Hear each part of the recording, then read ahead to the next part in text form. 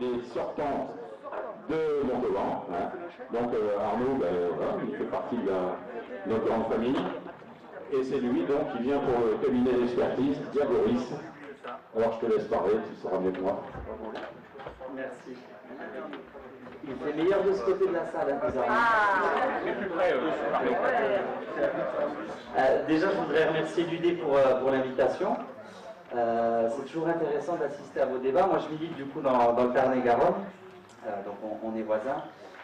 J'en profite pour aussi vous saluer tous de la part des camarades du Tarn-et-Garonne avec qui j'étais hier à leur congrès. Ils ont leur congrès en même temps que vous.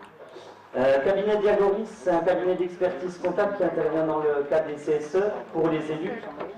Donc il y a certains camarades dans cette salle que j'ai cru reconnaître qu'on avait vu en formation et certains avec qui on travaille, alors je ne sais pas s'ils sont là, mais on travaille avec quelques camarades du département.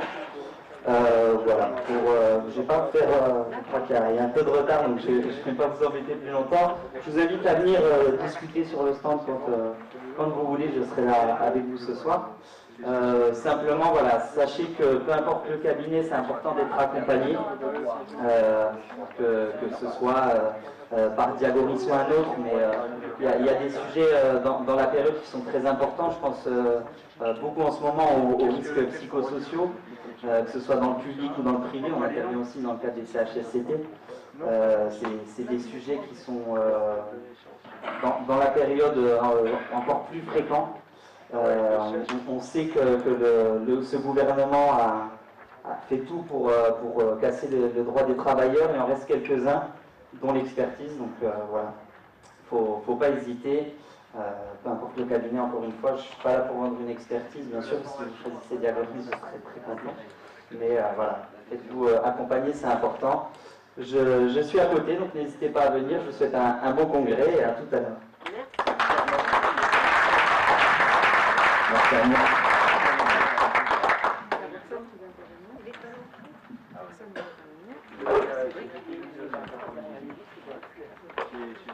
Donc bonjour à tous.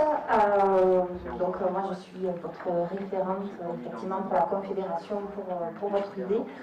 Je ne vous connais pas tous, vous ne me connaissez certainement pas non plus tous. Donc je me présente rapidement et puis après je vous dirai un petit peu un mot. J'espère être assez courte pour vous permettre de continuer vos débats. Déjà, de vous remercier aussi pour l'invitation et puis pour l'accueil aussi qui m'a été fait. J'apprécie aussi, comme Arnaud, la chaleur qui n'est pas que en termes de température et qui se ressent dans votre idée. Et puis j'espère après revenir sous d'autres températures aussi. Donc je me présente, moi je m'appelle Roxane Joly, je travaille à la CPM du Lot-et-Garonne, donc c'est pareil, je suis voisine à votre département. Donc j'ai pris le mandat au dernier congrès confédéral. C'est un mandat qui a été un peu bouleversé pour moi puisque entre-temps j'ai pris un nouveau poste au sein de mon entreprise. J'ai été recrutée, donc tant mieux, sauf que ça a un peu bouleversé voilà, mon mandat et ce qui fait qu'aujourd'hui j'ai plus du tout de temps syndical, donc la question des moyens. J'en ai pas, donc là moi je suis sur mon temps de vacances et ça me fait bien plaisir de venir vous voir. Malheureusement je suis aussi en garde alternée, je retrouve mes enfants ce soir, je vous accompagne et du coup je ne vais pas pouvoir continuer les débats demain avec vous, mais je sais que Jérôme me fera de toute façon le lien pour la suite. Concernant vos débats, clairement je ne suis pas intervenue à raison et en conscience parce que pour moi je partage ce que Fabien, c'est ça, disait, c'est-à-dire que ça vient des syndicats et que votre congrès, c'est le congrès des syndicats de l'Union départementale du Lot. C'est pas, voilà, je suis vraiment pas là pour vous dire des mots particuliers de la Confédé. Je pense que vous savez mieux votre réalité de territoire, de votre réalité historique aussi à vous, et que mieux que vous savez débattre et savez ce qu'il va falloir faire. Après, les structures, elles sont là pour aider, mais elles ne sont pas là pour dire comment il faut faire. Voilà. Donc j'ai pris beaucoup de notes, donc voilà, je ferai remonter tout ça à la conf. Vos débats, ce que je voulais en dire aussi, c'est qu'ils sont riches et ils sont pleinement dans l'actualité et sur tous les thématiques en fait, qui peuvent traverser la CGT. Dites-vous que, enfin voilà, vraiment, ce que vous dites ici, on va le retrouver ailleurs et puis on va le retrouver surtout aussi sur des congrès fédéraux, des congrès aussi confédéraux, parce que la question notamment sur les mandats et surtout sur les UL. Moi, avant d'être à la conf, j'étais dans mon UL de la jeunesse, j'étais responsable de la vie syndicale pendant 6 ans, donc c'est l'UL de la jeunesse, c'est 1300 syndiqués, et mettre les mains dans le cambouis, je sais ce que c'est. Et je sais aussi combien ça peut être des fois difficile et pénible d'avoir l'impression de devoir tout faire et d'avoir le sentiment que on va où, on fait comment et on s'épuise vite. L'UL, c'est une question qui revient très souvent en termes de besoin de moyens. Parce que l'UL, c'est tout simplement le premier lieu d'accueil de beaucoup de salariés qui viennent frapper à la porte. Bonjour, voilà, j'ai telle problématique, maintenant vous faites quoi? Ok, mais après c'est toute la question de comment on structure derrière, comment on les aide et comment on aide après le syndicat qui potentiellement peut être créé. Et j'y reviendrai après.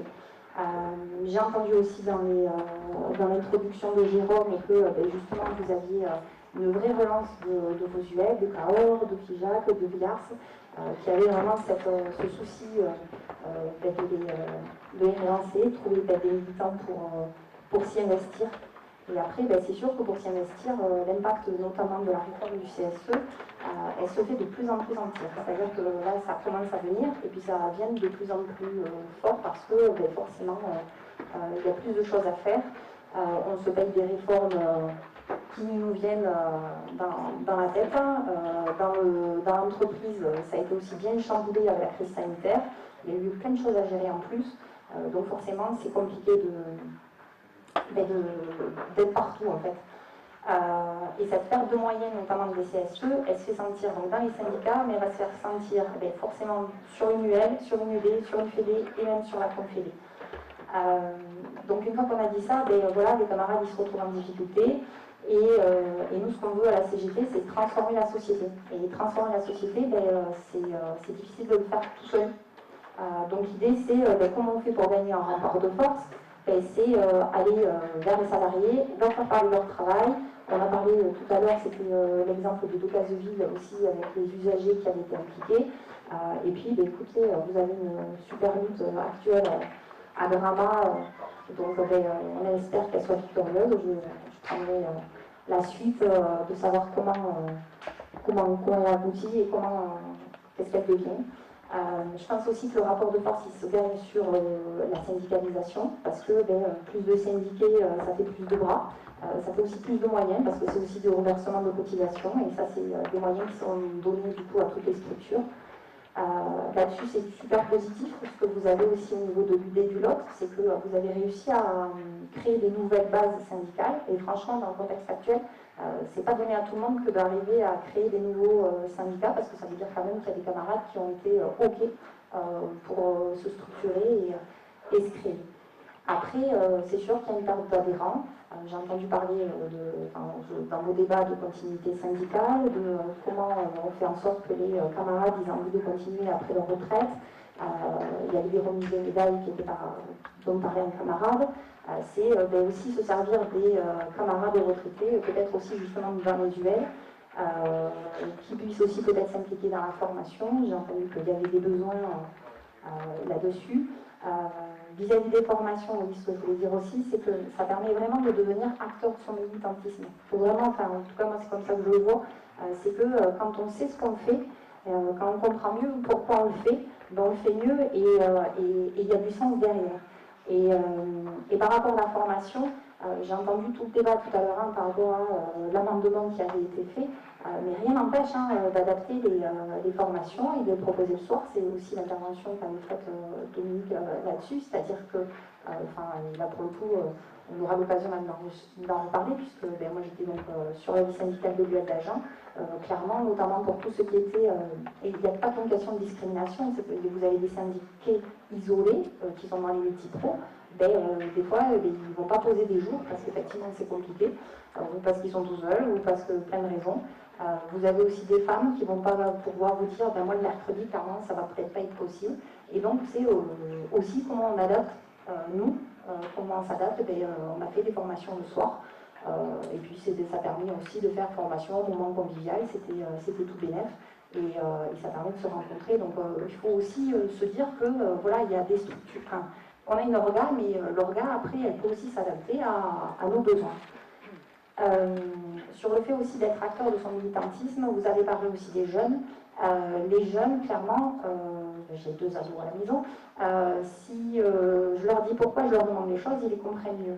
Et les jeunes, je pense que c'est aussi un peu la même chose, c'est-à-dire qu'il ne faut pas hésiter, et on en connaît tous, des jeunes aussi autour de nous, d'aller leur parler de ce que c'est le syndicat, de ce que c'est la CGT, parce que je rejoins le fait qu'ils ne savent pas forcément, ils ont des représentations eux aussi. Et clairement, si on leur dit ce que fait la CGT, quelles sont les valeurs de la CGT, c'est clair qu'ils comprendront mieux et peut-être qu'ils s'impliqueront plus. Dans tous les cas, si on fait tous un peu, si tout le monde s'implique un petit peu et pas s'implique partout, ou en tout cas qu'on ne demande pas à quelques syndiqués d'être partout, ça ira mieux. J'ai entendu qu'il y avait des besoins dans votre idée de collectif vis-à-vis de la formation, le collectif service public qui va être débattu, le collectif aussi communication. Donc j'ai bien pris note par rapport à la CGT Ensemble de le faire remonter au niveau de la Confédération pour que ça apparaisse sur le site, voire même envoyer au syndicat, j'ai pris note. Alors une fois qu'on débat, on ne trouve pas toujours les solutions. C'est vrai que des fois on a un peu l'impression que les débats on parle et puis après on ressort de là on se dit ouais et après. En fait les débats, oui d'accord, il n'y a pas toujours de solution de suite, mais il y a des réflexions qui se nourrissent, il y a des réflexions qui s'éclairent et que moi je crois profondément à l'intelligence collective et je crois que si tout le monde s'entend, ça aide en fait. C'est-à-dire que ça aide aussi à ne pas s'opposer, c'est-à-dire que c'est pas non plus le public avec sa réalité publique face au privé qui a sa réalité privée, c'est pas non plus les jeunes contre les vieux, c'est pas voilà, des réalités de territoire non plus qui peuvent être l'une contre l'autre. À la CGT, on est tous ensemble, et ça c'est quelque chose aussi que vous avez dit tout à l'heure, puisqu'on vous avez un peu anticipé les débats sur les revendications, et plusieurs fois il y a l'envie du tous ensemble qui est ressortie. Et voilà, et j'avais envie de vous dire ça en fait en conclusion, c'est que c'est tous ensemble qu'on y arrivera et que la nouvelle équipe qui sera élue demain, elle aura besoin de vous tous. C'est-à-dire que là, vous prenez des résolutions qui sont votées pour qu'elles soient réalisées. Et l'idée, c'est que voilà, une fois qu'on vote des résolutions et on s'engage à ce qu'elles se réalisent et que ça ne sera pas que la CELID qui va devoir faire, mais c'est vraiment vous tous ensemble qui allez pouvoir y arriver. Je suis convaincue que vous allez y arriver à hauteur avec la réalité des nouvelles débats qui vont peut-être aussi nous arriver, la réforme des retraites qui risque de forcément ressortir. Quoi qu'il en soit, je vous souhaite un très bon suivi de congrès, des très bons débats et une bonne soirée fraternelle aussi, parce que je sais que vous allez en passer une bonne. Merci.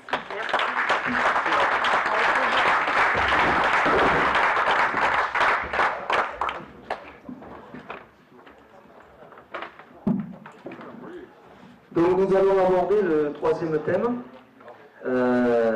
qui est revendiqué à partir d'un socle. D'abord les résultats? Après. Bon, donc, allez, on va attaquer les résultats donc, sur les résolutions qui ont été votées. Donc le résultat sur la résolution 1, donc 89% de personnes pour, 11% contre et 0 abstention. Sur la résolution 1. Sur la résolution 2, pour 89%, contre 6% et abstention 5%.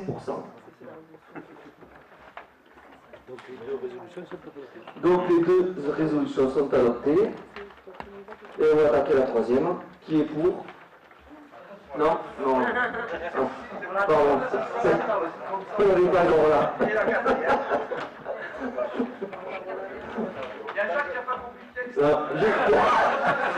J'ai essayé de réduire le retard qu'on a eu. J'ai vu que sur on était au moment du vote, hein, donc à l'heure qui est. On va finir en 17h42. Donc sur le thème 3, donc, qui est revendiqué à partir d'un socle d'exigences communes, je vais vous faire une courte introduction pour rapidement passer sur les débats. Donc la CGT a pour ambition de permettre aux salariés de s'émanciper de toute forme d'exploitation et de domination. En gros, nous sommes passés de l'esclavage à l'exploitation. Ces objectifs nécessitent, à partir d'un socle commun de propositions et de revendications, de développer les luttes pour empêcher les reculs et gagner de nouveaux acquis sociaux. Sachant que nous travaillons énormément pour défendre nos acquis et peu sur les nouveaux acquis. L'Union départementale travaille à favoriser les convergences, les solidarités et les luttes avec les UL et les syndicats à partir des revendications professionnelles, des repères confédéraux et des propositions issues des débats départementaux, internes et intersyndicaux. En lien permanent avec ces UL et les syndicats, en contact quotidien avec leurs premiers responsables, l'Union départementale doit développer, à partir de sa commission exécutive, toutes les initiatives visant à renforcer l'activité syndicale et revendicative dans les entreprises. Elle a pour objet de renforcer et coordonner l'action de nos syndicats, de contester les politiques de restructuration, licenciements, PSE, PLE, des délocalisations, sous-traitance, accords de chômage longue durée, les accords de compétitivité et le télétravail utilisé de façon abusive et sans garantie sociale. De réinterroger les salariés sur les questions de durée légale et de travail, de conditions de travail, du travail du dimanche, de temps de formation, de salaire, etc. La convergence revendicative est un lien privilégié entre actifs et retraités, entre services publics et privés, que nous entendons renforcer. Continuons de nous battre contre la vente de nos biens communs et de nos services publics. À travers le collectif Vivre et Travailler partout dans le Lot, nous devons développer nos idées, nos revendications et mutualiser les mobilisations. Isabelle Schwartz pourra vous en parler sur ce collectif-là. Nous devrons renforcer nos initiatives contre toutes les discriminations sexistes, homophobes, raciales, islamophobes, syndicales également, etc.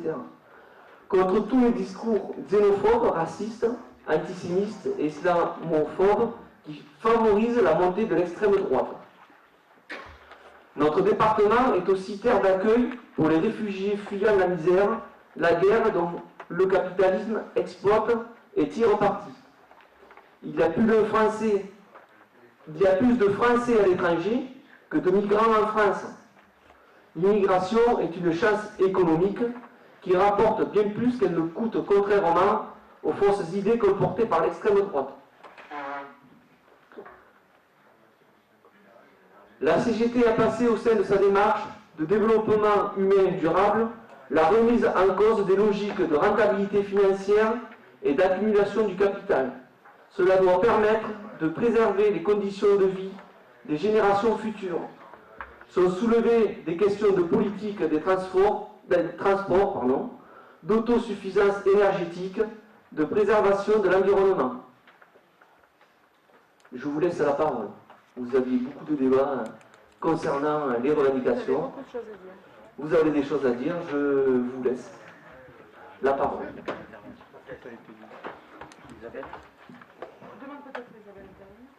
Est-ce qu'Isabelle veut intervenir de suite pour expliquer un peu? Ça va être vite fait. Ah. Et justement, puisqu'on parlait du partage de documents. Le micro, mais bien. J'arrive. Justement, tout à l'heure, on parlait du partage de documents. La camarade qui devait présenter ce document, qui est au confédéral pour les services publics, n'a pas pu être là parce qu'elle a un empêchement de santé, son compagnon. Donc ce qu'elle a écrit, j'aimerais bien que ce soit sur le site de l'UD, parce qu'elle pourrait répondre plus exactement à toutes les questions, Mais une chose est sûre, c'est qu'aujourd'hui, nous sommes tous usagers du service public. Mais demain, je ne sais pas. Le matin, j'allume la lumière. Est-ce que c'est le service public ou pas? Normalement, ça ne devrait pas être un service public. Oui, normalement, oui. J'ouvre le robinet d'eau. Oui.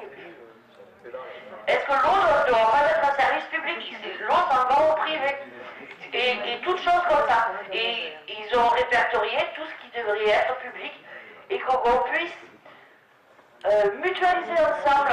C'est-à-dire qu'on aimerait bien dans le Lot que par exemple des personnes de l'EDF, des personnes de l'eau, aussi bien aux villes, puisque nous avons des gens qui sont territoriaux à l'eau, mais nous avons aussi des gens qui sont chez Veolia ou chez Accor. Donc, que tous ces gens-là se réunissent, qu'il y ait des territoriaux, qu'il y ait même l'éducation nationale, qu'il y ait de la société civile, qu'il y ait des retraités, qu'il y ait un collectif qui soit formé par tous ces gens-là, qui forment la collectivité du Lot, et arriver à faire bouger les lignes, et faire remonter justement ce collectif du Lot vers le national. Bon, Christine vous l'expliquerait beaucoup mieux que moi, parce que c'est vraiment son cheval de bataille, et elle est vraiment impliquée dans ça, et j'aimerais bien qu'on arrive à faire un collectif service public. Service public, ce n'est pas que les agents du public. Service public, c'est tous les agents, aussi bien l'EDF que l'éducation nationale, que les retraités, que les LAD, parce que je les vois là, donc, et la poste, évidemment, oui, la poste, la culture aussi, les cheminots. Je voudrais qu'on arrive à faire un groupe où il y ait toutes ces personnes ensemble. Voilà. On se trouve carrément, ouais. Mais je sais pas, on se trouve qu'il y a une voix, tandis que là, c'est plein de voix, et arriver à faire quelque chose de vraiment sympa. Maintenant, je vous laisse la parole, parce que je vois qu'on a beaucoup de retard. Oui, c'est sûr. Et puis, on a fait un amendement en plus. Aïe, aïe, aïe. En plus,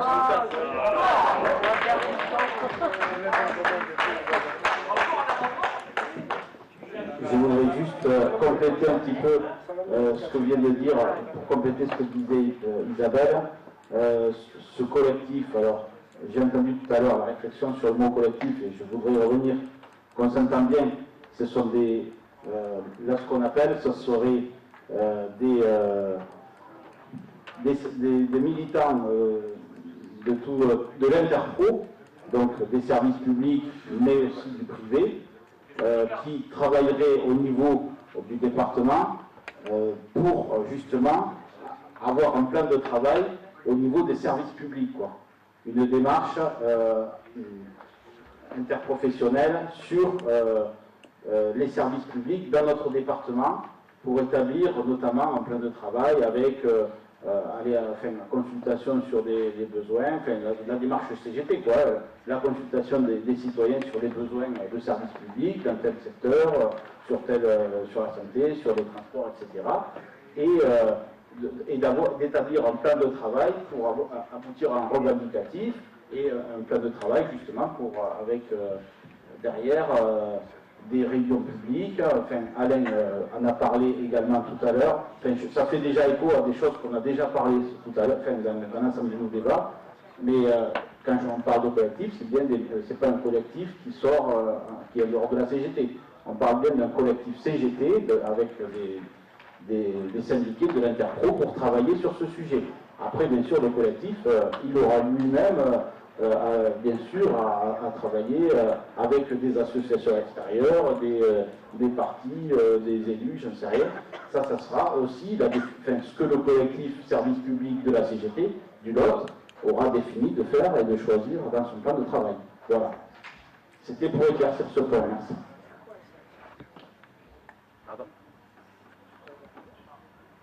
C'est quoi ça?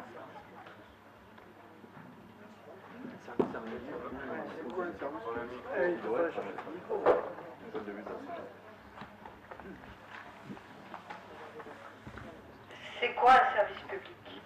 C'est compliqué comme question. Moi, je veux bien qu'on monte un collectif, mais il faut réfléchir au cadre. Parce que moi, je suis issue d'un organisme de droit privé dont le fondateur a toujours dit qu'il ne fallait pas que l'État s'en mêle. Ambroise Croizat, qui est un des fondateurs de la sécurité sociale, organisme de droit privé gérant un service public. Ça va, Philippe? Mission de service public. Voilà. Donc, il y a une question là. Parce qu'il n'est pas question qu'on dise que la sécurité sociale doit être gérée par l'État. Nous sommes totalement contre. Et hélas, on y court, on y vole. Voilà. Donc, c'est quoi un service public? Moi, je pense qu'il faut se poser cette question. Parce que si on parle de l'eau, moi, je suis pour que l'eau soit un bien commun mondial. Ça va bien au-delà, parce que c'est la ressource fondamentale aujourd'hui dont la mise en cause va causer des guerres. Donc, est-ce qu'on demande à ce que l'eau soit gérée par l'État? Je ne pense pas. Par contre, je pense que la gestion doit en revenir ou aux communes ou aux collectivités territoriales. Donc il y a bien la question du service public, il y a quand même, avant de créer le collectif, il faut que l'idée se pose la question, qu'est-ce qu'on veut mettre dedans? Mais je suis pour qu'il y ait la sécurité sociale dedans, mais en étant bien d'accord sur ce qu'est la sécurité sociale.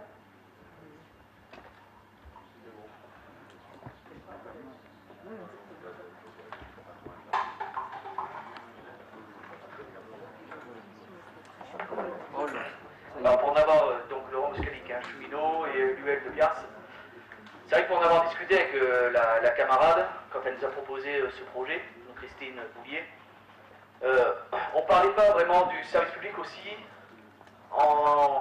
comme le grand service public. On a remarqué que de plus en plus dans nos communes dites rurales, nos services publics malheureusement on les fermés. On l'a bien vu avec tout ce qui était les recettes, Martel, on a vu à Saint-Géry.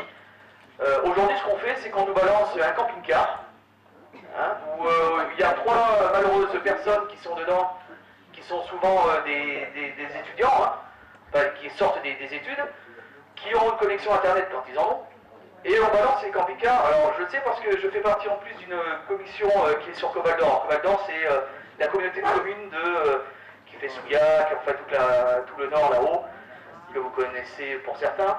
Et donc maintenant on dit on n'a plus besoin d'avoir tous ces services publics puisqu'on fait balancer ce camping-car.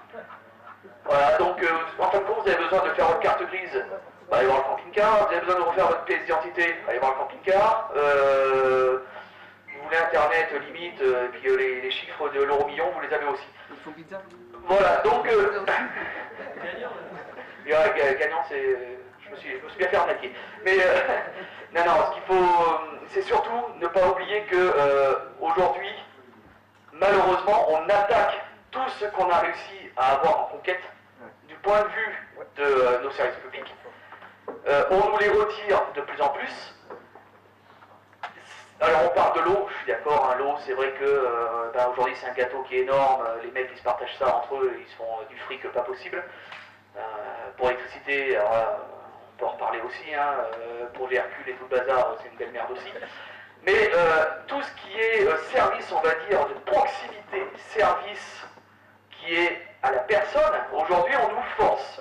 Et bien soit tu te déplaces, donc tu vas faire 45 bornes, ou tu attends qu'il y ait un éventuel bus qui vienne, ou une éventuelle permanence qui vienne dans une maison dite aussi de service à la personne, et non plus de service public. On parle plus de service au public qu'autre chose.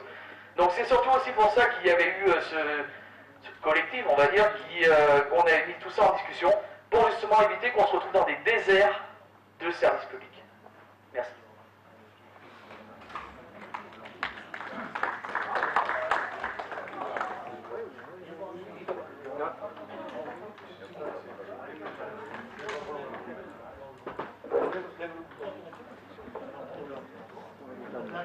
Oui, moi je voulais intervenir sur je dis oui à acquérir des nouveaux droits. Mais il ne faudrait pas oublier aussi les droits que nos parents, grands-parents sont battus pour les avoir, ont versé leur sang aussi pour les avoir. Et je pense que dans ça, on a un outil dans les UD, malheureusement dans le Lot on ne l'a pas, c'est les instituts d'histoire sociale qui sont très importantes. Et je pense qu'il serait bien que dans notre département, on relance cet institut d'histoire, parce que sans histoire, sans mémoire, un jour ou l'autre, ça s'éteint, on s'éteint. Donc, ne perdons pas notre mémoire et continuons à vivre.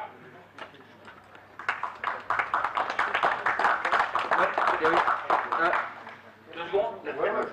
Oui, alors, donc je reviens un petit peu sur ce que je disais ce matin, l'intérêt de la commission de service public.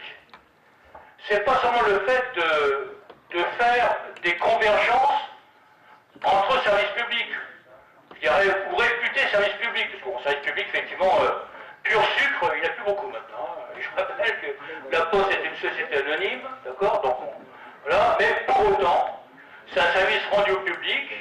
Il y a, on voudrait nous appeler les clients, nous on appelle ça les usagers encore, même si c'est en ancien franc peut-être, je ne sais pas, mais enfin, c'est comme ça la terminologie.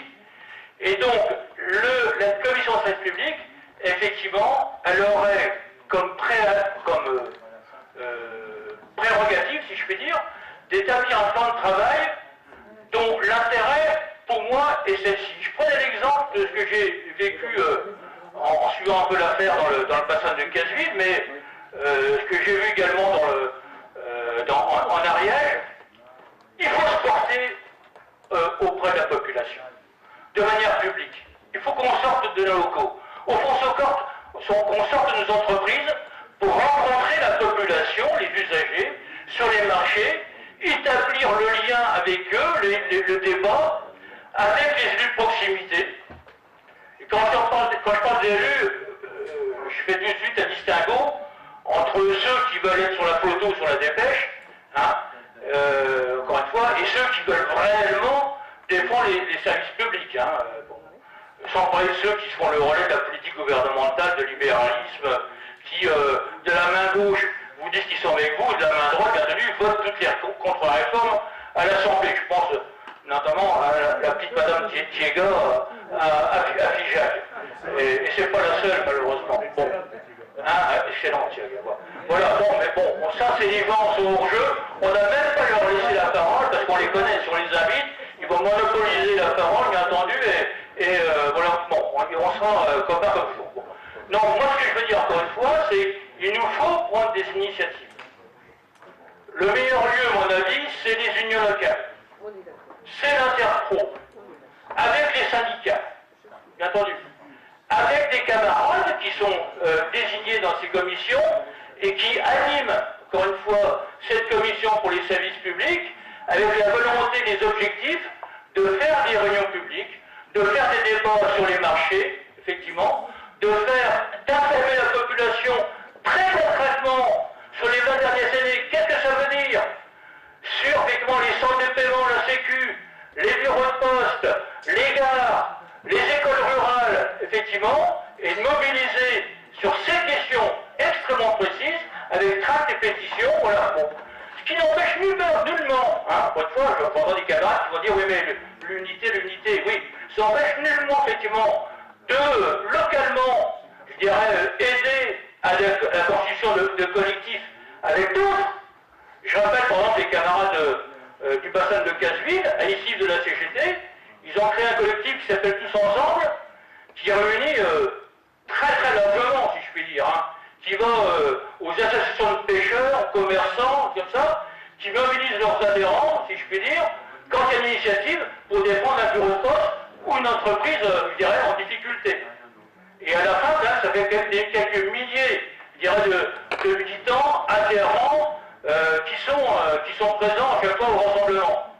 Donc sans vouloir, je dirais, faire exactement, je dirais, ce qu'ils font, parce qu'ils ont une expérience de solidarité qu'on n'a pas, petit à petit, on peut quand même, je dirais, à la force de volonté, reconquérir, si je puis dire, dans nos bassins, effectivement, ces formes de solidarité, à l'issue de la CGT, si on prend les mesures adéquates.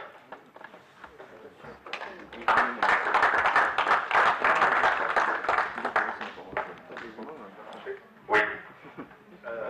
Juste un petit point, moi j'ai pas d'angoisse quant à savoir ce qu'est un service public.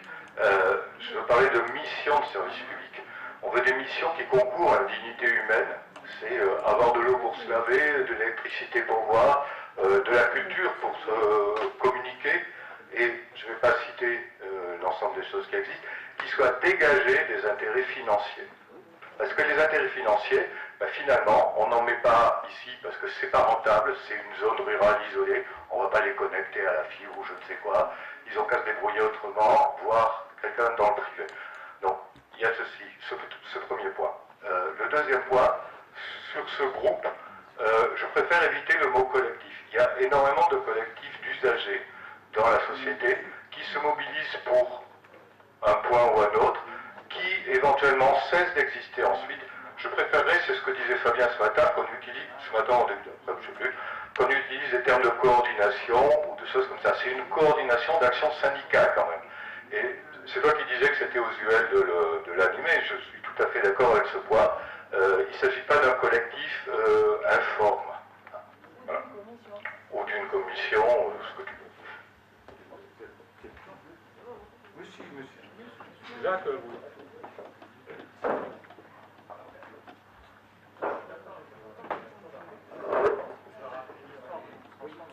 Et collectif ou coordination, on en a déjà, une coordination syndicale départementale, dans ce qui consiste à ce qui est service public. Donc on a déjà une coordination syndicale au niveau du département.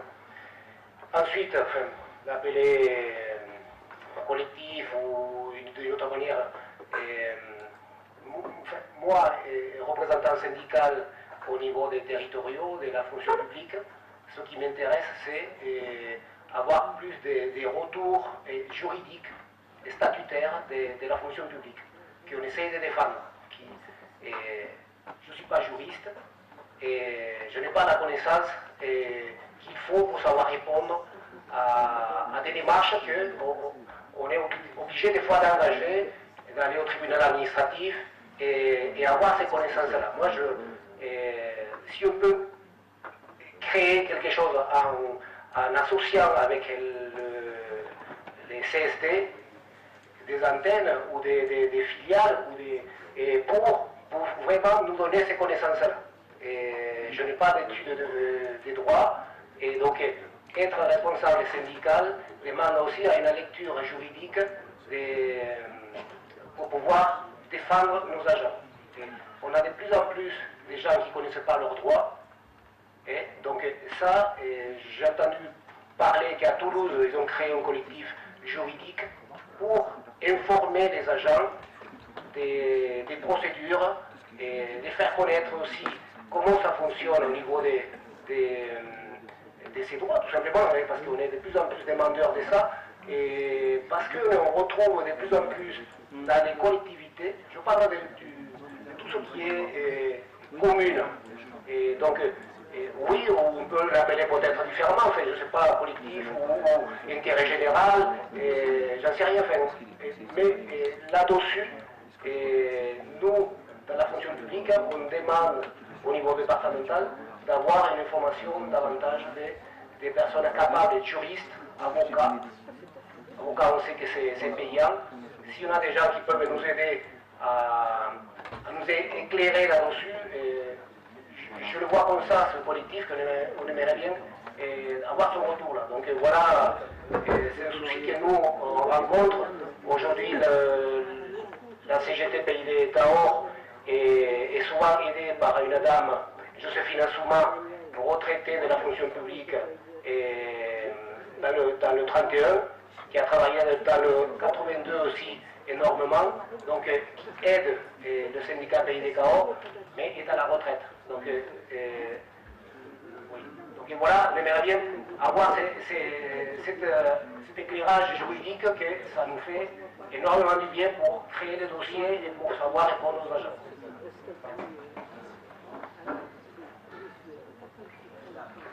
Ah non, tu vas parler sur les amendements, c'est bon. Bon, je reviens juste pour Alain, parce que Alain, ça fait combien d'années que tu es dans le Lot? 3 ans et demi. Ouais, voilà. Bon, 2013, mais bon, vu que notre camarade Laurent Alexandre, ça fait quelques années qu'il est porteur du Tous Ensemble un peu dans sa commune, forcément il est maire d'Aubin. Du coup, je peux te rappeler quand même l'historique, pourquoi ils l'ont fait en fait le tous ensemble. Je le rappelle, et à Figeac on a eu la même problématique, ça s'appelait la maternité à l'origine. Dans les années 90, en fait, ils sont montés cette coordination collective qui s'est transformée dans tout le bassin après, parce qu'à l'origine c'était que pour l'hôpital.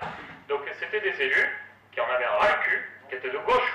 Donc après il faut étudier le biotope aussi pour converger. Le problème c'est que nous on a des élus type à Figeac, et je le redis, mais Jérôme il le sait, nous on a le maire de Figeac qui bouffe avec nos patrons, donc ça va être compliqué de l'avoir dans une convergence, puisqu'il est d'accord déjà avec notre patron, chez nous à Figeac Aéro ou à Raquier. Voilà. Donc déjà il faudrait les virer avant. Et le problème, c'est que les UGAGI, tout ça, ils voudraient bien adhérer et tout, mais quand ils voient déjà que leur maire, il adhère pas, parce que tous ensemble, en fait, c'est quand il y a eu les maires qui sont venus, qui se sont dit putain, mais il y a le maire, faut que je vienne pour me montrer quand même son image, sinon je passerai pour un con encore. Et c'est comme ça qu'ils ont réussi à converger l'ensemble de la population. C'est parce que les maires, ils sont très là. Je suis là, après, on n'est pas forcément fans, nous, à Raquier, parce qu'on estime qu'il y a certains élus, ils bouffent quand même au râtelier, donc c'est compliqué. En même temps, et c'est ce que disait le camarade tout à l'heure, c'est qu'ils détricotent nos droits en même temps. Donc donc c'était pour te rappeler l'historique quand même de tout ça. Après, sur le service public, putain merde, c'est quand qu'on fait le tous ensemble, parce que je le redis, la semaine dernière, ou cette semaine, il y a encore une manif pour les services publics. Et le 22, on fait quoi alors? Parce que le 22 à Pro Fédéral, ça devait être un interpro. Là, ça va être compliqué les mecs, si la semaine d'avant on a déjà mobilisé. C'est toujours pareil, on se le dit, mais en fait, on fait... Donc on a arrêté, donc je le redis, c'est la dernière fois qu'on le dira à Raquier, mais on a arrêté de le dire dans chaque congrès ou chaque UL et tout ça, puisque de toute façon, plus on le dit de faire le tous ensemble, plus il y a de manif. Alors j'ai arrêté. Mais faut pas arrêter. S'il te plaît, attendez. La parole est après. Excusez-moi Didier. Il avait le doigt avant toi. Non, je vais faire très court, je ne vais pas faire le débat sur tous ensemble.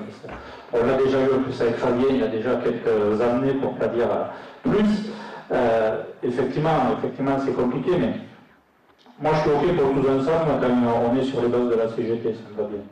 Après c'est plus compliqué, plus on met du monde autour de la table et plus c'est compliqué. Donc effectivement, le tout ensemble, on cite beaucoup de cases, et à juste titre, hein, c'est exemplaire ce qu'ils réussissent à faire. Il y a une histoire, il y a un passé, il y a toute cette culture de lutte, mais pas très loin à la gauche, c'est pas la même. C'est très compliqué, pourtant c'est les mêmes territoires. Donc tout n'est pas forcément facile à mettre en place, et c'est vrai que de cases, ils ont cette chance, et puis ils ont aussi la chance d'avoir que la CGT dans la boîte. Et ça encore une fois, le tout ensemble, quand on est seul dans la boîte, c'est quand même assez... C'est plus simple à faire. C'est plus simple. Malgré tout, c'est pas si simple. Après avoir passé quelques journées avec eux sur leur grève, c'est pas simple à tenir tout ça. Non, ce que je voulais dire, je vais faire très très court, mais je suis attendu pour 21h et il y a 3 heures de route. C'est déjà 18h, donc je vais devoir vous laisser, et je ne serai pas avec vous demain puisque je suis sur le congrès du Tarn-et-Garonne également. En tout cas, merci pour l'accueil, merci pour vos débats.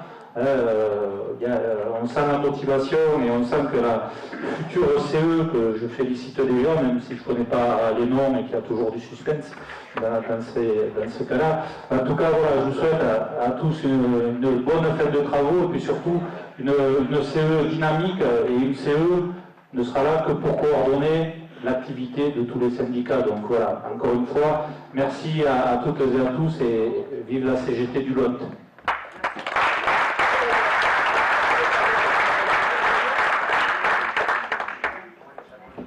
Donc, dernière intervention. Elle est pour moi. C'est le clôture, c'est rituel. 2 minutes. Ouais, je vais mettre le chrono. Juste pour dire qu'en termes de revendication, aujourd'hui, on a un contexte qui est favorable quand même. Cette putain de crise pandémique, elle doit nous servir aussi. Hein. C'est-à-dire que le service public, il a montré sur cette période compliquée toute son utilité. Je parle de l'hôpital, je parle de ce genre de choses, où à un moment donné, enfin, dans les écoles, etc. Donc on a pu voir qu'il était quand même utile et il a été publicité. Les applaudissements, ça n'a pas servi à faire manger les soignants, mais c'est quand même une reconnaissance sur laquelle il faut s'appuyer. Les patrons, nos excellents patrons, aujourd'hui, je les entends pas trop pleurer sur les impôts qu'ils payent. Parce que le pognon qu'on leur a filé, c'est assez conséquent. Donc là, il faut les mettre sur les ténors par rapport à ça. Il faut s'en servir. Et nos dirigeants, alors, que ce soit dans les entreprises ou dans les services publics, si à un moment donné, quoi que ça coûte, parce que ça a coûté, ça a coûté.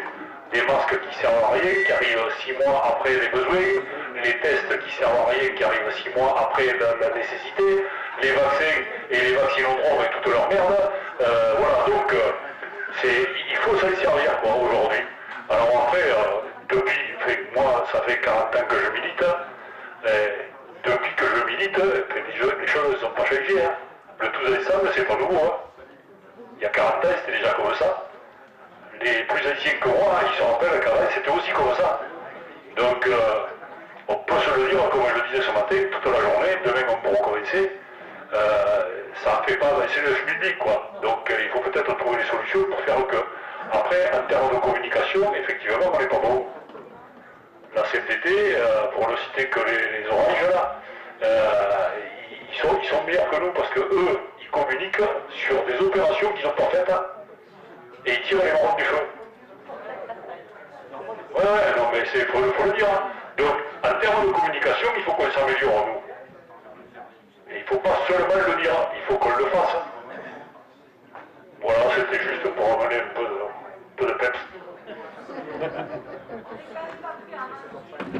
Bon, comme tel des cours, on a une dernière intervention. Mais il reste 30 secondes sur les 2 minutes.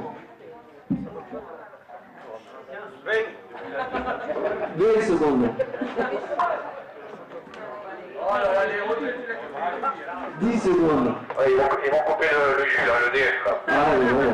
Attendez, le service public, c'est plus ce que c'était là. Ah, non. Non, moi je vais faire le lien avec tout ce qui vient d'être dit, et particulièrement Alain, qui a dit qu'on gagnerait les batailles avec les usagers et les élus. Nous aussi, on a une association qui se bat depuis 20 ans pour la défense de la gare en particulier, mais pour la défense de tous les services publics.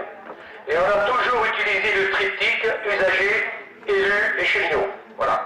Et c'est que comme ça, convergence de lutte avec les usagers, qu'on pourra gagner, reconquérir le terrain sur le maintien et le développement des services publics. Et il me coupe le jus là, c'est pas normal. Hein. À deux. C'est bon? Ça marche. Voilà, non, mais je sais bien qu'on veut couper la parole.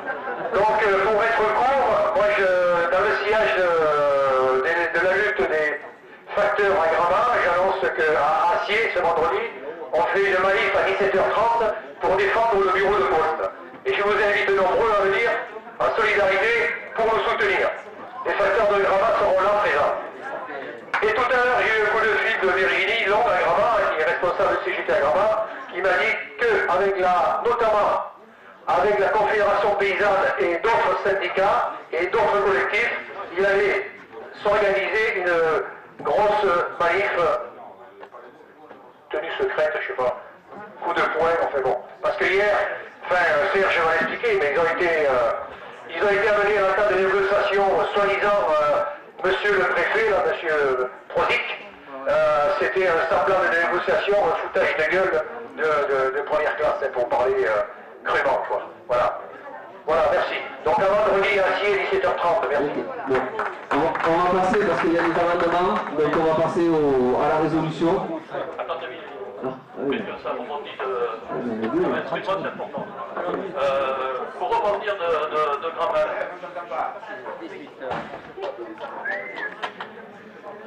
Pour rebondir sur le conflit de Gramat, bon, j'ai dit tout à l'heure, c'est le 20e jour de grève quand même, hein. C'est pas rien. Hier dans la journée, on a passé 7 heures en négociation avec l'inspection du travail, la direction de nous. Il n'y en est rien ressorti. Donc nous on pensait que c'était en conciliation, c'est-à-dire conciliation, après qui dit conciliation,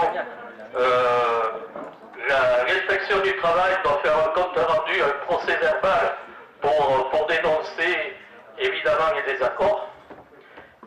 C'est que le problème, c'est qu'à la fin des négos, l'inspectrice du travail ne savait pas qu'elle était en conciliation.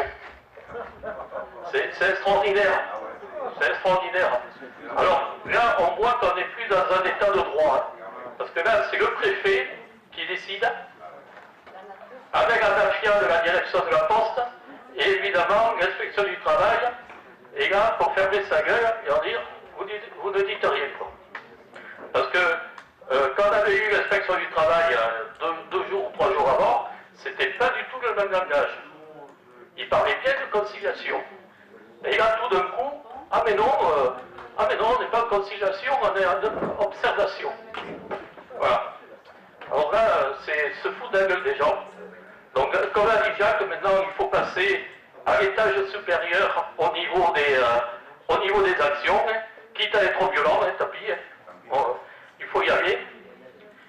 Je voudrais remercier les syndicats qui ont participé à la solidarité. Hein.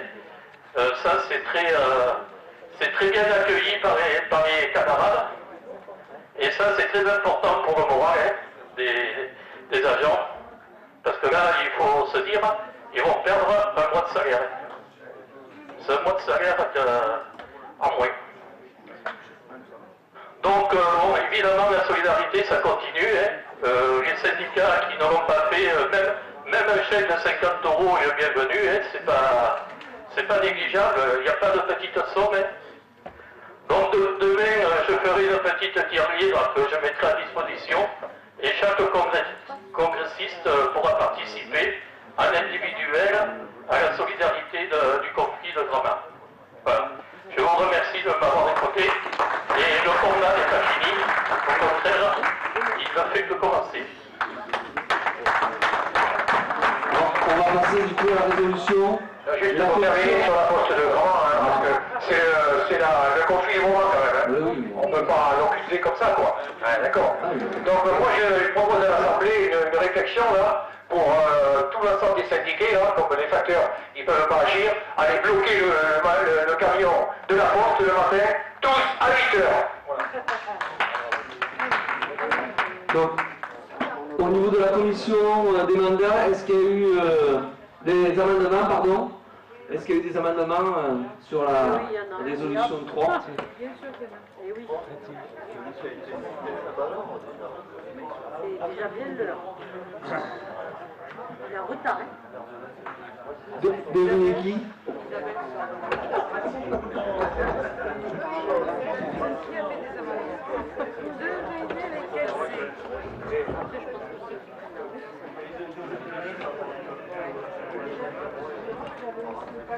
Il est là. Il est où? On vous laisse là. On vous laisse la parole. Allez-y. Faites-vous plaisir.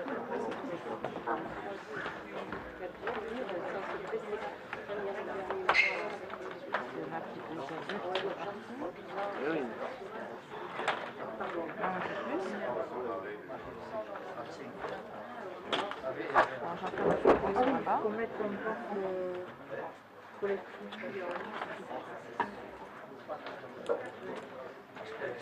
Bon, alors, nous sommes sur la résolution 3 qui s'intitule Revendiquer.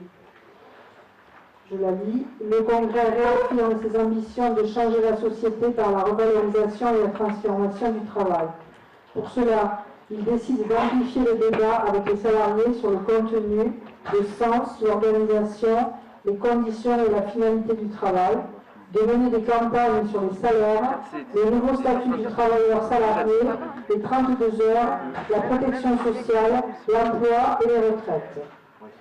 L'UD s'engage à apporter son soutien aux syndicats dans leur démarche auprès des salariés, âgés des salariés, information, etc. Le Congrès décide de porter l'exigence d'une véritable politique industrielle en construisant des projets revendicatifs par bassin d'emploi et en agissant pour instaurer un véritable dialogue social en territoire en lien avec le comité régional. Alors, je crois que dans un premier temps, on est d'accord pour intégrer l'amendement des territoriaux. Alors, c'était... Je retrouve, du coup, je vais pas... Mettre en place un collectif service public au sein de l'UD. Je ne sais pas ce que... Alors, on le met où est-ce que vous pensez qu'on le met là? Parce que là, on n'a pas tellement réfléchi. L'UD s'engage à apporter son soutien aux syndicats dans leur démarche auprès des salariés. Mettre en place,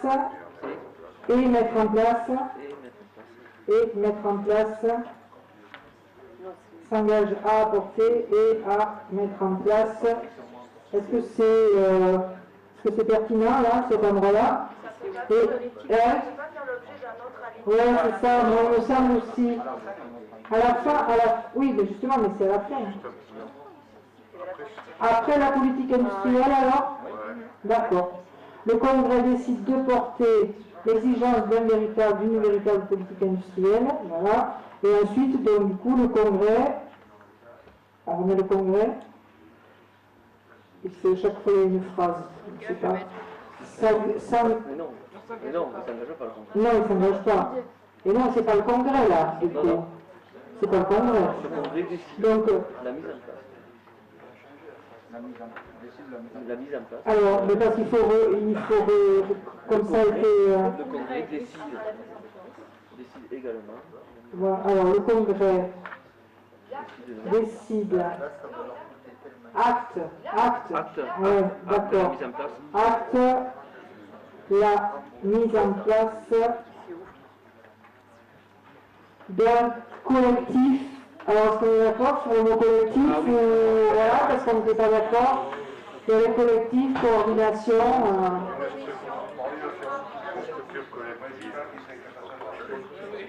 Là. Les camarades là, et territoriaux, qu'est-ce que... Ah, est-ce qu'on veut?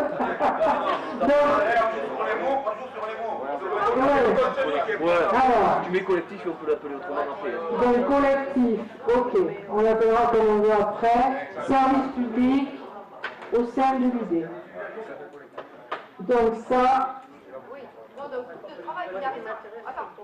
Pardon, il a raison, Jacques, il y a des usagers dans un collectif. Donc moi, je suis assez pour qu'on n'utilise pas les mêmes vocabulaires dans la mesure où c'est possible, pour pas qu'il y ait de confusion encore plus.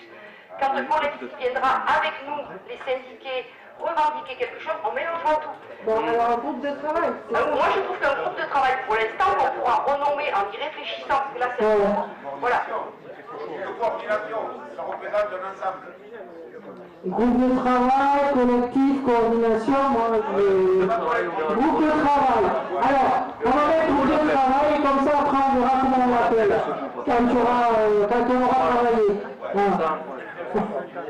La mise en place d'un groupe de travail, service public au sein de l'UD. Donc, je relis le rajout de l'amendement des territoriaux à la fin de la résolution 3. Le Congrès acte la mise en place d'un groupe de travail service public au sein de l'UD. Qui est contre? Qui s'abstient?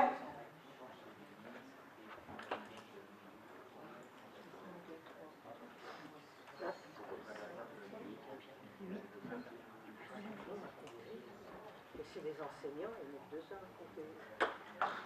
Qui est pour? Donc du coup, voilà, oui, bien sûr. Logiquement. Donc ça fait 8, on est toujours 62. Non, il y en a 2 qui sont partis. Donc on est 60. 52 pour. Ça, c'est acté. Alors ensuite, proposition. Nous avons 2 amendements proposés par nos camarades de FIJAC, de Ratier-FIJAC. Ah bon?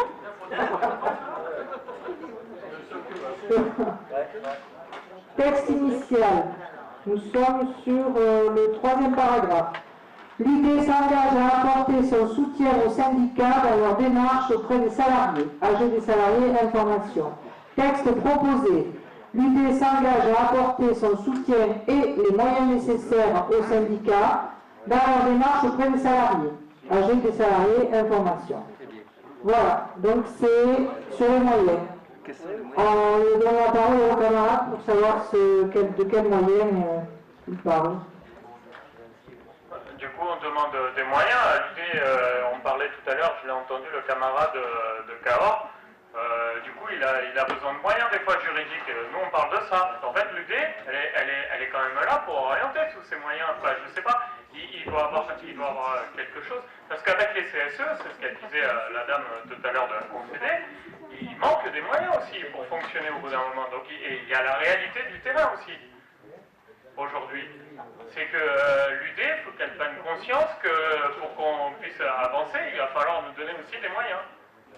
Alors, le soutien, ça rentre dans le soutien aussi.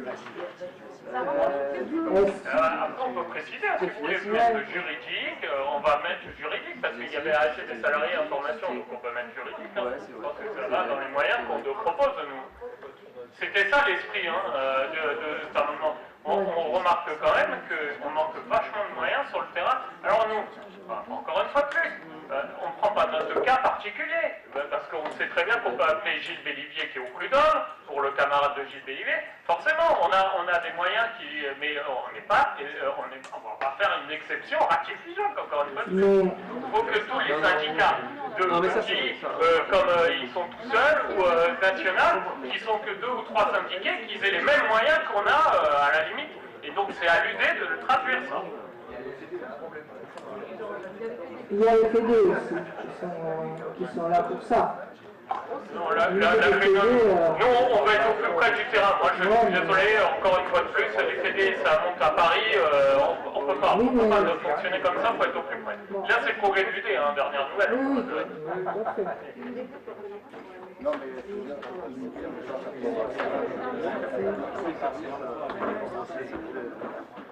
Ouais, c'est ça la problématique, c'est qu'une idée ne peut pas répondre aux questions juridiques de toute l'interpro. C'est vrai que ça, c'est pas possible.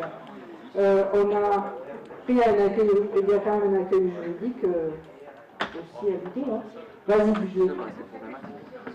Oui, par contre, moi je ne suis pas très pour dans l'absolu, mais il y a réellement un problème de fonctionnement général.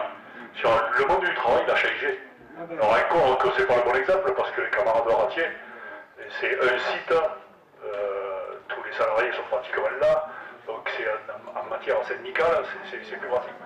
Moi je vais citer un exemple que je connais bien, c'est le mien. Moi je travaille sur 13 départements. Je dois rentrer en relation avec 13 UD, 13 CSD, la CFR régionale, la fédération. Globalement, j'ai plus de 250 sites. Il faut se déplacer, il faut aller voir les collègues, etc. Enfin, le monde du travail, il a changé. Malheureusement, on va moins vite pour changer nous. Donc il faudrait peut-être, alors là, c'est une demande qu'il faut peut-être formuler auprès de la fédération et de la confédération, c'est qu'on soit capable d'évoluer aussi vite que les patrons ils évoluent. On est quand même assez figé, on a une stratification qui est un peu gravée dans le marbre. Je pense qu'il faut évoluer.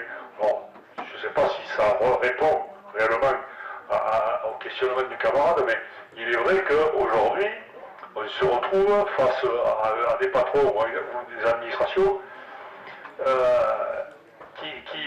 qui nous poussent à aller vers le juridique de plus en plus. Et on n'a malheureusement pas les moyens. Je crois que ce qu'il faudrait, tout à l'heure, on parlait, je suis peu long, mais je pense que le sujet est important, on parlait de générer une base de données à l'union départementale pour les tracts, etc. Voilà. J'ai interpellé le camarade du CRO là, pour que ça passe plus vite, que ça passe directement du tract syndical au CRO, mais il dit qu'on ne peut pas travailler comme ça, il faut passer par nous.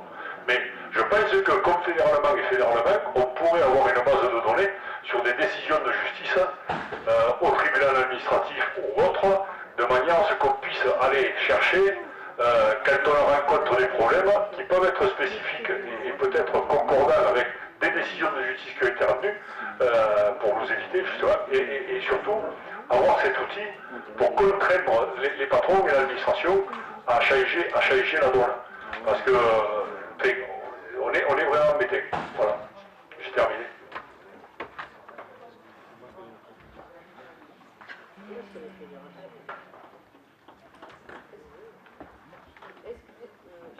Oui, je prends la parole juste concernant ce qui a été dit, et je voulais rebondir tout à l'heure quand Nicolas en a parlé au niveau de l'aide d'un service juridique, mais je peux comprendre que c'est pas facile au niveau départemental. Pour autant, si on avait les informations de la, comment dire, au niveau au moins en région, qui on contacte, qui est peut-être plus fort dans une unité plus grande, comme peut-être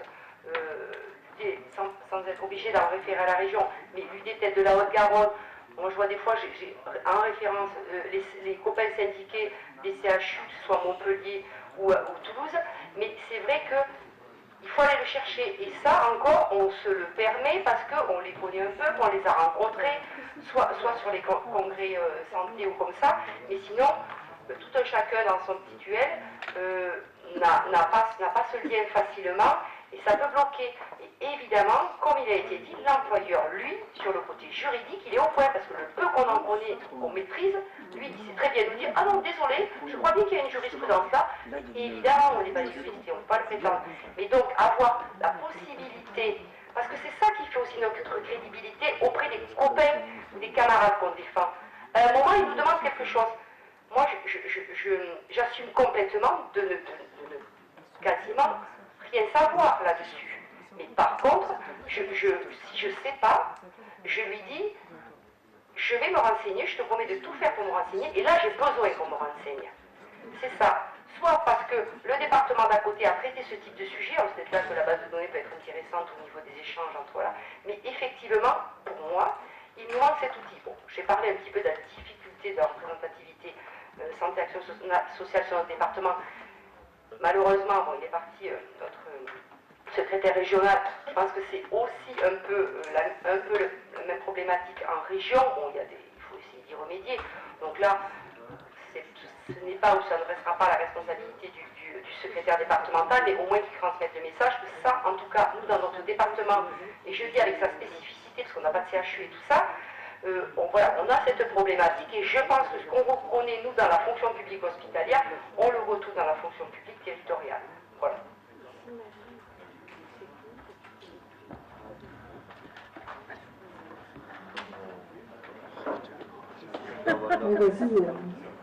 Vas-y, Denis. Oui.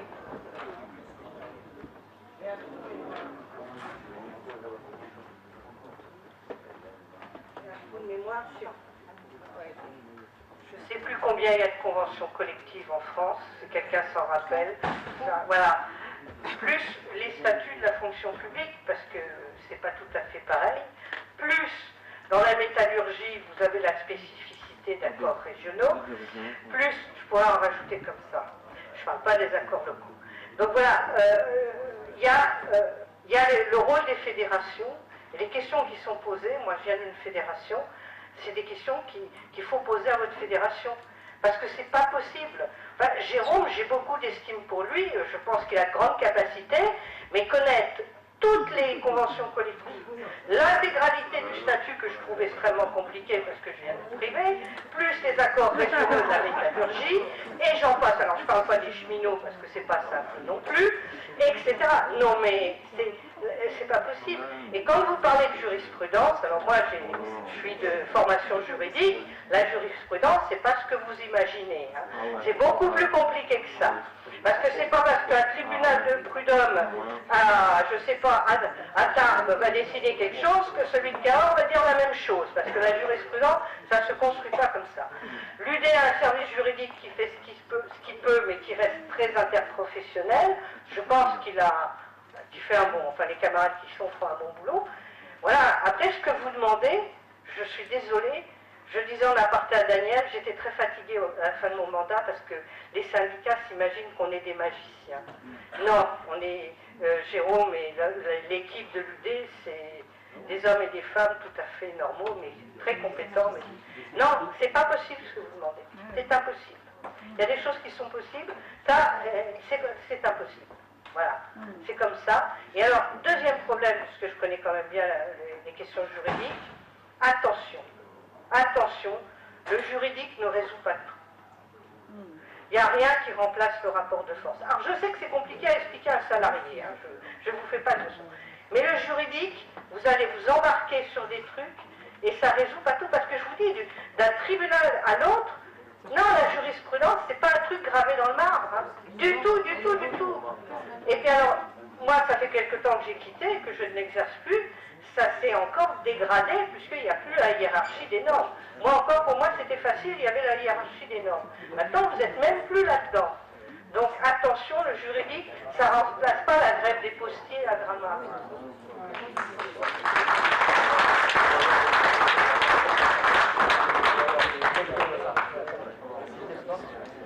Ouais, bon, alors, du coup, alors, il y a d'autres interventions? Non.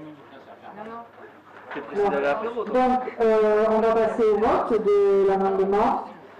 Alors, je relis.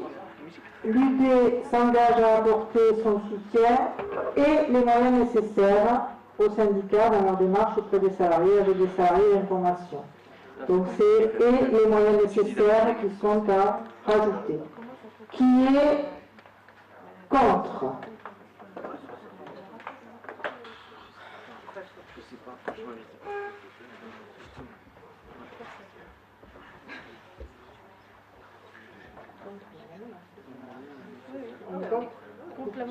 Qui c'est qui compte? Qui c'est qui compte? Ça va, moi, il y en a qui ah, Nicolas, arrête comptable. On est trop fatigués. Mets tes lunettes. 14. 13. 14. Oui. 14. Qui s'abstient?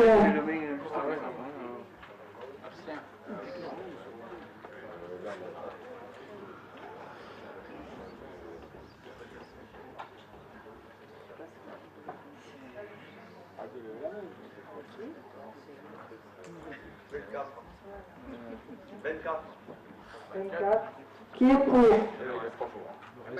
mais il faut compter là. 60 mois. Ouais, mais... Oui, mais il y en a encore. Il y en a compter quand même. Hein. Parce que là, on est voilà,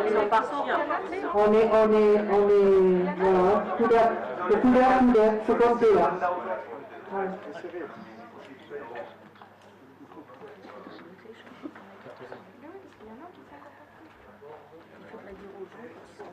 Ouais, ouais.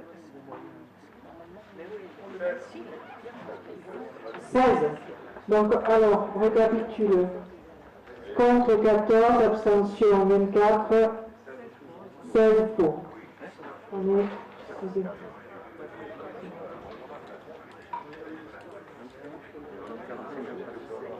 Donc, on est 54. Donc, l'amendement est adopté.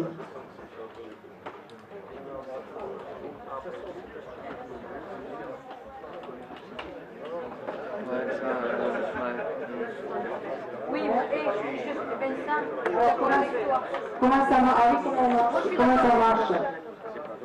C'est pas adopté? Non, c'est pas adopté parce qu'il y avait une abstention. Oui, d'accord, mais... Une abstention, c'est comme si tu votais.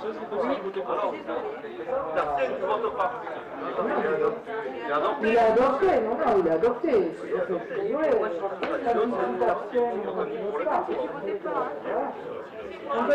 Si on donne l'abstention, dans les élections... J'ai pas entendu combien il y avait de... S'il te plaît, Isabelle, il y a quelqu'un qui veut intervenir.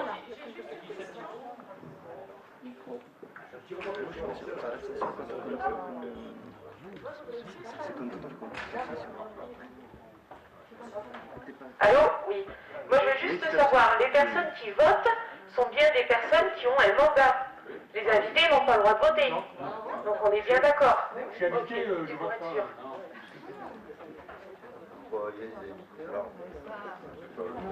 Est-ce qu'il y en a qui ont pas? On n'a pas fait de réunion, on n'a pas fait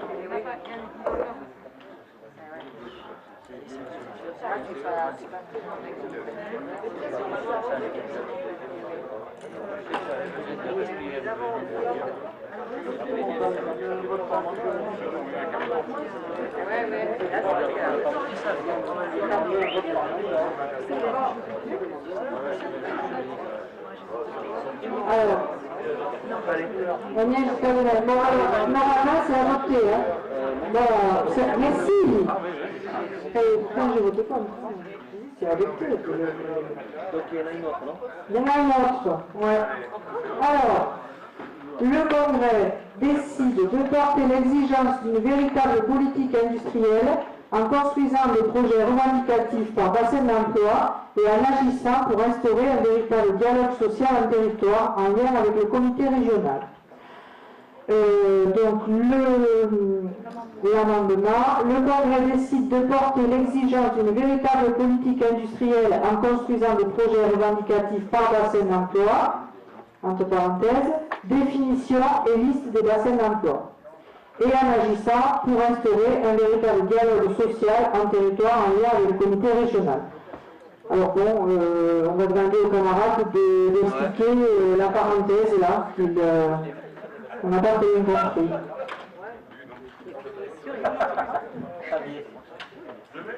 Je crois qu'il a répété ses définitions et liste des bassins d'emploi. Nous, moi, j'ai pas compris. Bassin d'emploi, c'est quoi? Parce que là, il faut arrêter. L'UD, elle a des UL. Si vous voulez qu'elle vive, il faut le définir tout de suite. Il faut marquer UL. Je ne sais pas.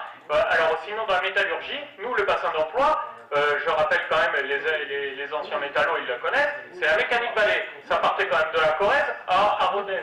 Est-ce que c'est ça que vous voulez? En bassin d'emploi dans le Lot. On est au congrès de l'UD du Lot. Les bassins d'emploi, il y a Gars, sa dernière nouvelle, si j'ai bien compris. Les bassins d'emploi, il y a Cahors.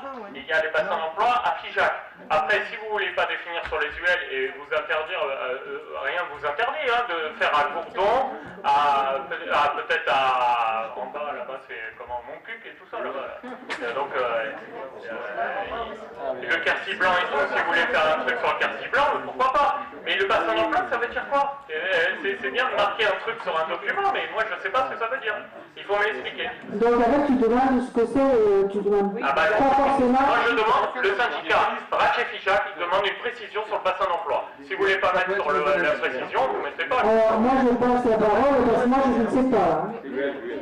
En fait, le bassin d'emploi, donc, c'est l'UL. Donc, on met entre parenthèses, par bassin d'emploi, entre parenthèses, UL, alors. C'est le bassin du territoire des UL. Voilà.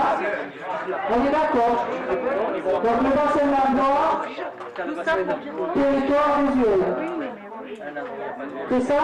On met ça? Vous êtes d'accord? Comme ça, vous avez la définition de ce que c'est. Ok. Donc, qui est contre? Qui s'abstient?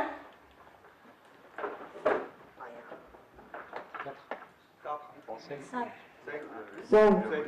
Qui est pour, donc, qui demande le reste, voilà. Allez. Voilà. 5. Non, contre le mec, hein. Attention, voilà. Donc, l'amendement est retenu de cette manière-là, je vous l'ai dit. Le Congrès décide de porter l'exigence d'une véritable politique industrielle en construisant des projets revendicatifs par bassin d'emploi, entre parenthèses, territoire des UL, et en agissant pour instaurer un véritable dialogue social en territoire en lien avec le comité régional. Voilà. Donc, c'est fini pour les amendements.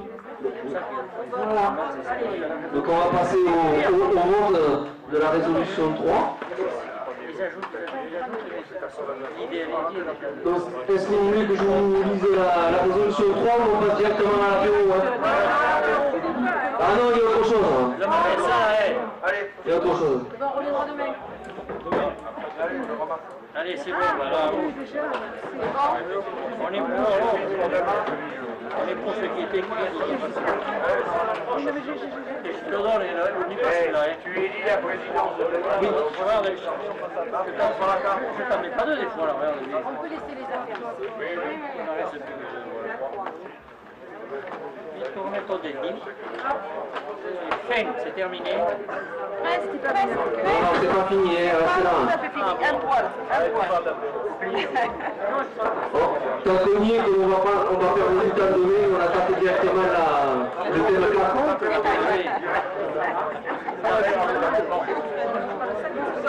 Et on s'occupera des amendements que demain.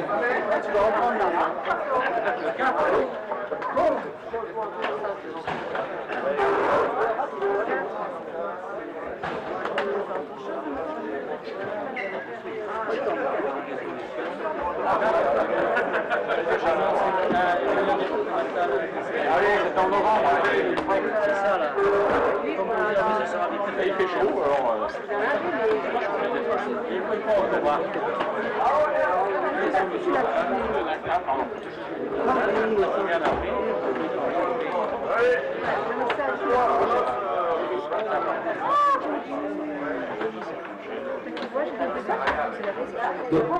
On va passer à l'élection de la présidence de demain.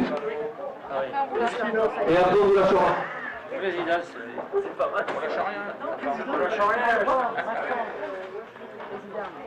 Donc pour demain,